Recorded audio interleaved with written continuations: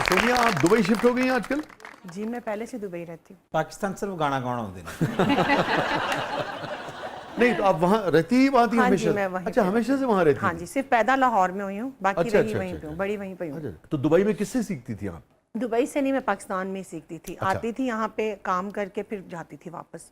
और मैंने नहीं नए आप यहाँ पैदा हुई, फिर आपने कहा मैं रही वहाँ, हाँ जी फिर आपने कहा मैं सीखती थी और चली नहीं, जाती मैं थी। सीख के यहाँ से वहाँ पे गई हूँ। मैं अच्छा। मसलन 8 साल की उम्र में सीखना स्टार्ट किया अच्छा। था। मैंने नईम पहले खान टाइम लाइन तय कर लें, आप पैदा हुई, हाँ जी फिर उसके बाद आप कहाँ चली गई? दुबई गई हूँ 12 साल की उम्र। 12 साल की उम्र में आप वहाँ चली गई, फिर आप वहाँ रही हाँ जी और फिर आप यहाँ सीखने के लिए आ नहीं, गई। मैं यहाँ से सीख के गाना गई हूँ। और जब फिर आप वहाँ 12 पे- साल की उम्र में यहाँ से गई हैं, हाँ जी, मैं तो आप गाना गाना सीख के गई हैं, ये आप कह रही हैं? हाँ जी। अच्छा ठीक है। और फिर उसके बाद आप आती जाती हाँ जी रही? फिर आती जाती अच्छा रही। अच्छा अच्छा। बचपन से ही मुझे शौक था गाने का, तो मैडम नूरजहां से मैं बहुत इम्प्रेस थी। तो मुझे ये होता था कि मैं उनकी तरह गाऊं। माशाल्लाह वो तो बहुत अच्छा गाती थी। तो जब स्कूल जाती थी तो मैं मसीहे पढ़ती थी और तराना पढ़ती थी, तो फिर आपको पता है सब बच्चे कहते हैं तुम अच्छा गा रही हो, तो बहुत ज़्यादा मुझे इसमें जुनून की हद तक शौक था। फिर मैंने बहुत अम्मी से कह के सबके खिलाफ जाके इसको सीखना स्टार्ट किया। तो मुझे वो सारे कहते हैं कि नीम पागल है गाने की वजह से। मुझे इतना शौक इतना है, शौक है? बहुत ज़्यादा शौक है। ओए होए होए ए ਤੁਸੀਂ ਕੀ ਲਫ਼ਜ਼ ਇਸਤੇਮਾਲ ਕੀਤਾ ਜੀ? ਨਿਮ ਕੀ ਜੀ? नीम पागल ਹਾਂ ਇਹ ਲਫ਼ਜ਼ ਸੁਣਿਆ ਜੀ। नीम पागल? हाँ जी अच्छा। ਮੇਰੀ ਬੇਗਮ ਮੈਨੂੰ ਅਕਸਰ ਕਹਿੰਦੀ ਆ ਦਫਤਰ ਹੋ ਗਏ ਹੁਣ ਤਾਂ ਕਹਿੰਦੀ ਫੁੱਲ ਪਾਗਲ ਨੇ ਤੂੰ।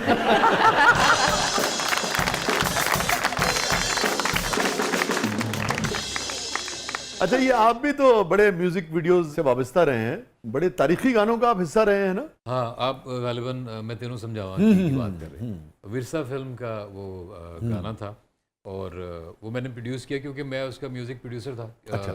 जवाद अहमद जो हैं वो फिल्म के प्रोड्यूसर थे और मैं उस वक्त उनके साथ काम कर रहा था। हाँ। तो सारी जो प्रोडक्शन थी वो मैं ही किया करता था, तो ये गाना भी मैंने प्रोड्यूस किया। हाँ। और उस वक्त आप लोगों को अंदाजा था इतना बड़ा हिट हो जाएगा ये? एक्चुअली नहीं, किसी को भी नहीं था, सच्ची जो बात है मुझे बिल्कुल नहीं था। बग्गा मतलब आज कहता है, मैंने पूछा लास्ट टाइम जब हम मिले कि बग्गे तुझे पता था कि इतना बड़ा गाना होगा? तो उसने कहा हाँ मुझे पता था, लेकिन मेरा अपना ये ख्याल है कि किसी को नहीं पता था। तो वो तो हिस्ट्री एक गाना बन गया, मतलब सरहद पार भी उसकी इतनी ज़्यादा, बल्कि उन्होंने अपनी फिल्म में भी लिया फिर। जी हाँ जी हाँ जी, बाद में तो वो गाना बहुत ही बड़ा वो हो गया और किसी को आइडिया नहीं था। मेरा ख्याल राहत साहब जो हैं वो मेरा ख्याल है हार्डली 35 मिनट्स में वो गाना कंप्लीट कर अच्छा ये 35 मिनट में रिकॉर्ड हो गया था? जी बिल्कुल। तो अहमद अनीस मरहूम जो हैं लाहौर से जिन्होंने ये लिखा था गाना, शायर जो थे जी, वो बिल्कुल सामने खड़े थे और वो उनको ट्यून बता रहे थे और राहत साहब अंदर थे बूथ में और वो गा रहे थे और वो गा के उस तरह से चले गए। और इसमें एक जो ट्रेजिक इसका जो पार्ट है गाने का वो ये है कि गाना तो बहुत बड़ा हिट हो गया, लेकिन अहमद अनीस साहब को पता नहीं चला क्योंकि वो फौत हो गए। ओहो, उनको पता नहीं चला कि वो इतना बड़ा गाना उन्होंने लिखा है। और वो एक अजीब सी कसक है मेरे दिल में कि काश वो देखते कि उनका गाना कितना बड़ा हुआ। और ये उनका वाहिद गाना जो इतना बड़ा हुआ। अच्छा ये होता है बाज़ औक़ात ना, और ये बड़ी तकलीफ दह बात होती है। जिस वक्त बड़ा उरूज था आरडी पे ना, जी जी, और उसके बाद फिर एकदम से डिप आया और उस अरसे में आरडी के पास कोई काम नहीं था, और फिर वो आई थी, एक लड़की को देखा तो ऐसा लगा ये वो सारा म्यूजिक आया Lamhe, no no no no no 1942 love story, हाँ सॉरी, इस तरह का कुछ उसका नाम था ना। और वो आरडी को बहुत अरसे के बाद काम मिला था, आरडी इन हुए थे और उसके बाद वो म्यूजिक बहुत बड़ा हिट हुआ पूरे सब कॉन्टिनेंट में, मगर उसके हिट होने से पहले आरडी चले गए थे दुनिया से। तो एक हसरत रही और उनको पता नहीं चला हाँ, कि गाना इतना है। तो वो अपने दिल में गालिबन ये ख्वाहिश ही लेके गए कि वो दोबारा उरूज जो है वो देख सके, तो ऐसा हो जाता है। मगर कहीं भी आर्टिस्ट कुछ प्रोड्यूस करता है वो बहरहाल लोगों को तो उसकी महक और खुशबू और रोशनी जो है वो पहुंचती रहती है ना। तो अहमद अनीस साहब का सब बड़ा जिक्र करते हैं, हुमैरा अरशद साहबा के भी बहुत सारे गाने में हमें अहमद अनीस साहब ने लिखे। जी जी, उनके अच्छा लिखते थे बहुत। हाँ, और हमारा तीनों की बड़ी दोस्ती थी, मैं, साहिर अली बग्गा और अच्छा अनीस अनीस साहब साहब की। अच्छा हम तीनों एरीज थे। हमारी बहुत सारी इस तरह की चीज़ें जो थी ना वो कॉमन थी। और वो लेट नाइट सिटिंग्स जो सुबह हो जाती थी, हाँ, इस तरह की बड़ी गुफ्तगू। आप सब हम ਤੁਸੀਂ ਗੱਲ ਕਰ ਰਹੇ ਸੀ एरीज ਦੀ, ਇਹ एरीज ਕੀ ਨੇ? एरीज असल में वो ज़ोडिएक साइंस होते हैं कि आप किस महीने में पैदा हुए हैं उसी हिसाब से होता है। तो मैं, साहिर अली बग्गा और अहमद अनीस जिनकी हम बात कर रहे हैं वो अप्रैल में पैदा हुए हैं। मैं 7 अप्रैल और साहिर अली बग्गा 10 अप्रैल और अहमद अनीस साहब मुझे उनकी एग्जैक्ट डेट याद नहीं, लेकिन वो भी अप्रैल में पैदा हुए। तो इस लिहाज से हम सारे एरीज थे। ये स्टार साइंस होते हैं। ਇਹ ਤੁਹਾਡੇ ਖਾਂਦੇ ਪੀਂਦੇ ਲੋਕਾਂ ਦੇ ਮਿਸਾइल ਨੇ ਜੀ ਕਿ ਡੇਟ ਆਫ ਬਰਥ ਕੀ ਏ। ਸਾਨੂੰ ਸਿਰਫ ਇੱਕ ਗੱਲ ਯਾਦ ਹੈ, ਉਧਰੋਂ ਮੈਂ ਪੈਦਾ ਹੋਇਆ, ਉਦੋਂ ਸਾਡਾ ਕੱਟਾ ਮਰ ਗਿਆ।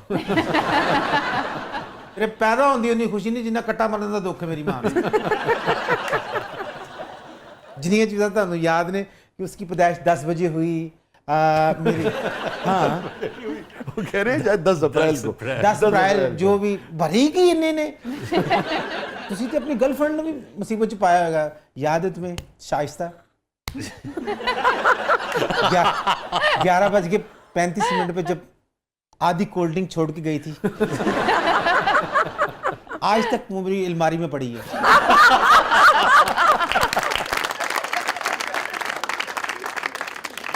पेप्सी ਦੇ ਵਿੱਚ ਵੀ 2 ਮੱਛੀਆਂ ਛੱਡੀਆਂ ਹੁੰਦੀਆਂ ਨੇ।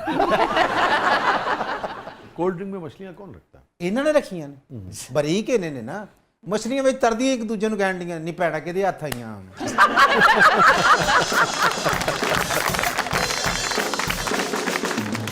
नाज़रीन स्टे विद अस, कहीं नहीं जाइएगा। छोटे से वक्फे के बाद वापस आते हैं। हमारे साथ मौजूद हैं सोमिया खान साहिबा, हमारे साथ मौजूद हैं आबिद अली साहब। और ब्रेक पे जाने से पहले अभी मैडम का जिक्र हुआ, तो मैडम की कोई चीज़ सुना दीजिए सोमिया।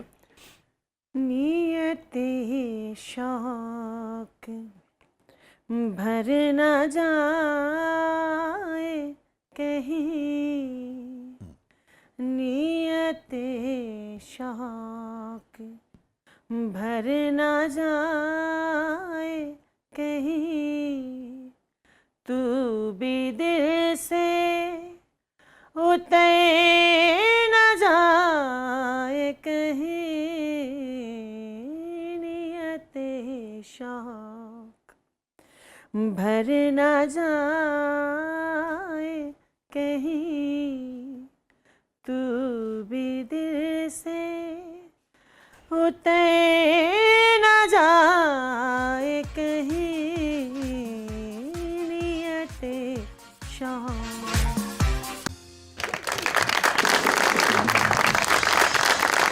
वेलकम बैक नाज़रीन। ज़बरदस्त में एक बार फिर खुशामदीद। फातिमा साहबा, क्या है प्रोग्राम के इसमें? जी शाह जी, तो आज हमारे मेहमानों के लिए हमारा एक सेगमेंट है जिसका नाम है मेरा कुछ सामान। आज देखते हैं हमारे इस जादुई संदूक में क्या सामान है उनके लिए। लेकिन शाह जी, उससे पहले मेरा सवाल है आबिद साहब से। ਇਹ ਜੋ ਮਾਡਰਨ ਕੁੜੀ ਕਰਿਆਨੇ ਵਾਲੀ ਦੁਕਾਨ ਤੇ ਜਾ ਕੇ ਅੱਧਾ ਘੰਟਾ ਇੰਗਲਿਸ਼ ਬੋਲਣ ਤੋਂ ਬਾਅਦ ਕਹਿੰਦੀ ਹੈ, ਐਕਸਕਿਊਜ਼ ਮੀ, किश्ती केक है? ये यूं यूं ये बना हुआ है, ये क्या है? ਉਹ ਕਹਿੰਦਾ ਟਾਂਗਰੀਆ। ਇਹ ਜੀ ਕੁੜੀ ਨੂੰ ਪਾਪੜ ਦੇ ਹੱਥਾਂ 'ਚ ਚੜਾ ਕੇ ਫਿਰ ਰਹੀ ਹੁੰਦੀ ਹੈ।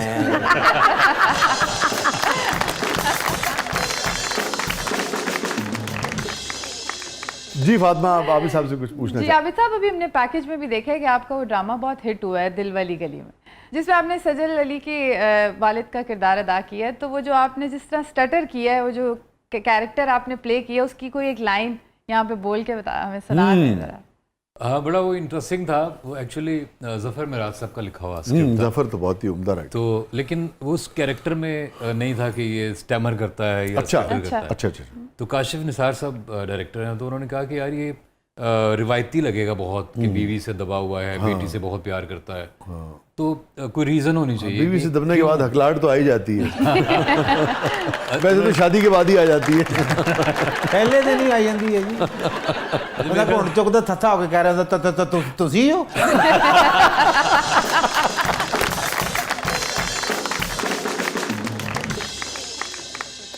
जी आबिद साहब। फिर उन्होंने मुझे कहा कि मैं चाहता हूँ कि ये कैरेक्टर हकलाए, ताकि कोई रीज़न बने कि क्यों दबा हुआ है सारी दुनिया से, और ख़ास तौर पे बीवी से, तो रिवायती ना लगे। तो 2 दिन मैं थोड़ी सी मैंने रिसर्च, हालांकि हकलाता शौहर रिवायती ही होता है।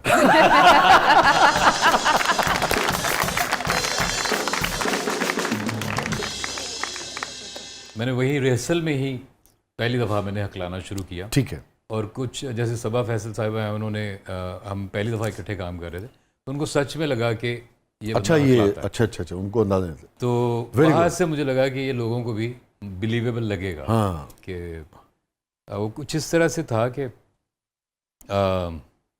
एक बड़ा खूबसूरत सीन है इसमें, जब वो बेटी सजल अली जो हैं वो वापस आती हैं। हाँ।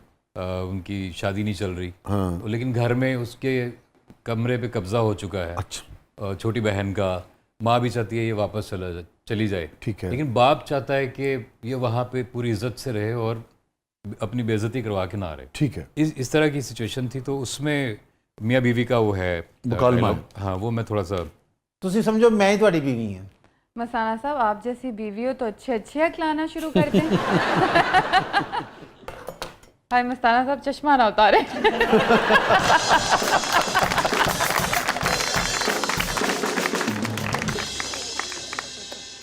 धाड़े मार मार के रोते हैं माँ बाप जब बेटी घर छोड़ के जाती है। वाह। एक दिन बाद वो वापस आती है, वो घर उसका घर ही नहीं रहता। इतनी सी भी ऑनरशिप नहीं रहती उसकी, इसीलिए वो वापस नहीं आती और वहीं नाक रगड़ती रहती है। ये भी रगड़ रही है, रगड़ने तो इसको भी नाक। बहुत अच्छे, जबरदस्त। बहुत अच्छे।